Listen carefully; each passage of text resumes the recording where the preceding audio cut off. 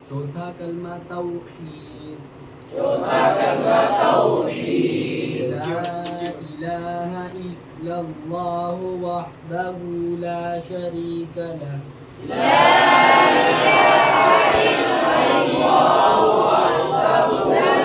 شریک لہ، لہ الملک ولہ الحمد یحیی ویمیت، لہ الملک ولہ الحمد یحیی ویمیت، وہو حی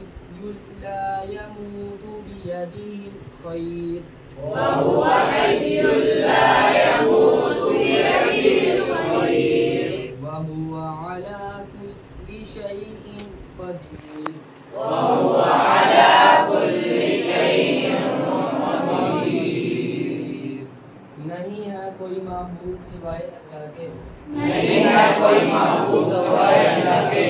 اکیلا ہے وہ اس کا کوئی شریک نہیں، اکیلا ہے وہ اس کا کوئی شریک نہیں، اسی کے لیے بادشاہی ہے، اسی کے لیے بادشاہی ہے، اور اسی کے لیے سب تعریف ہے، اور اسی کے لیے سب تعریف ہے۔ وہ زندہ کرتا ہے اور مارتا ہے، وہ زندہ کرتا ہے اور مارتا ہے، اور وہ زندہ ہے، اور وہ زندہ ہے، نہیں مرے گا، نہیں مرے گا، اسی کے ہاتھوں میں بھلائی ہے، اسی کے ہاتھوں میں بھلائی ہے، اور وہ ہر چیز پر قادر ہے، اور وہ ہر چیز پر قادر ہے۔ فضیلت حدیث شریف میں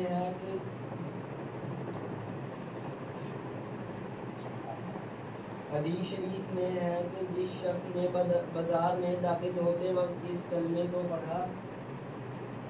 اس کے نامہ اعمال میں 10 لاکھ نیکی لکھی جاتی ہے، اور 10 لاکھ گناہ مٹائے جاتے ہیں، اور 10 لاکھ درجے بلند ہوتے